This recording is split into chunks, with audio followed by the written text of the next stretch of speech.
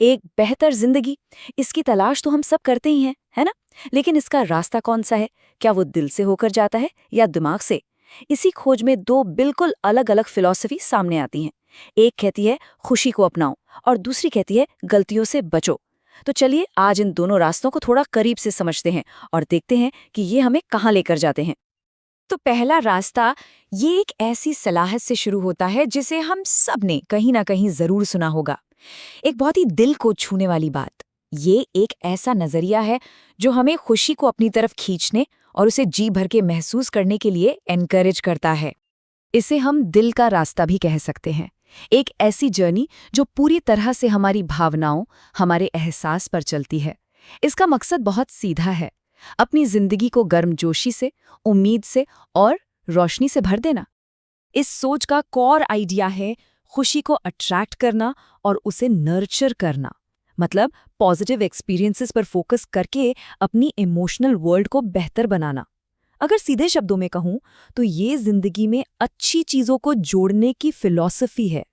तो इस रास्ते पर चलने का असल में मतलब क्या है? इसका मतलब सिर्फ बैठकर इंतजार करना नहीं है, बिल्कुल नहीं, बल्कि एक्टिव होकर खुशी को ढूंढना है। ये अपने नजरिए को, अपने आउटलुक को ऑप्टिमिस्टिक बनाने की एक कोशिश है, ताकि हमारा ध्यान हमेशा अच्छी चीजों पर रहे। असल में ये अपने दिल और जिंदगी को पॉजिटिविटी से भरने की एक कला है, ताकि मुश्किल से मुश्किल वक्त में भी उम्मीद की एक किरण बाकी रहे।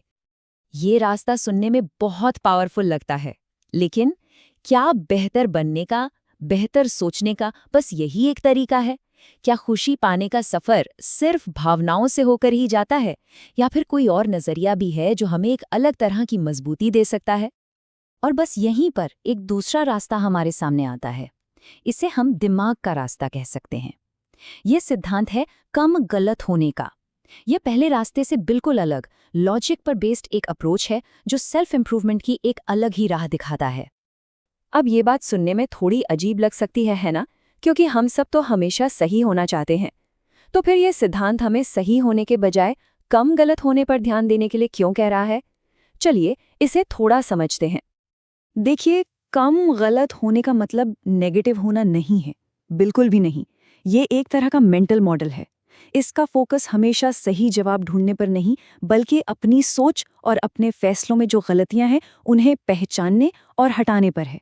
अगर पहला रास्ता जोड़ने का था, तो ये घटाने की फिलॉसफी है, अपनी सोच से गलतियों को घटाना। तो इसे अपनी रियल लाइफ में कैसे अपनाएं? अच्छा, इसकी शुरुआत एक बहुत ही सिंपल सी सच्चाई को एक्सेप्ट करने से होती है। ये मानना कि हमसे गलतियां होंगी, कोई भी हमेशा सही नहीं हो सकता। इसके बाद हमें अपने ही विचारों का क्रिटिक बनना होगा, अपनी ही अजम्पशंस पर सवाल उठाने होंगे, और आखिर में सही जवाब ढूंढने के बजाय उन चीज़ों पे फोकस करना होगा जो गलत हो सकती हैं, ताकि हम उन्हें हटाकर अपनी समझ को और साफ कर सकें। तो अब हमारे सामने दो रास्ते बिल्कुल साफ हैं। एक है दिल का रास्ता, जो जिंदगी में अच्छी चीजें जोड़ने पर जोर देता है, और दूसरा है दिमाग का रास्ता, जो सोच से गलतियां घटाने पर। तो सवाल ये है कि क्या हमें इनमें से किसी एक को चुनना होगा, या फिर इन दोनों के बीच कोई बैलेंस बनाया जा सकता है? इन दोनों में फर्क एकदम साफ है। दिल का रास्ता खुशी को अपनाने, उसे महसूस करने पर जोर देता है, जबकि दिमाग का रास्ता गलतियों से बचने पर। एक इमोशनल है जो इस पर फोकस करता है कि क्या सही लगता है। दूसरा एनालिटिकल है जो इस बात पर ध्यान देता है कि क्या गलत हो सकता है। एक जोड़ने वाला है, दूसरा घटाने वाला।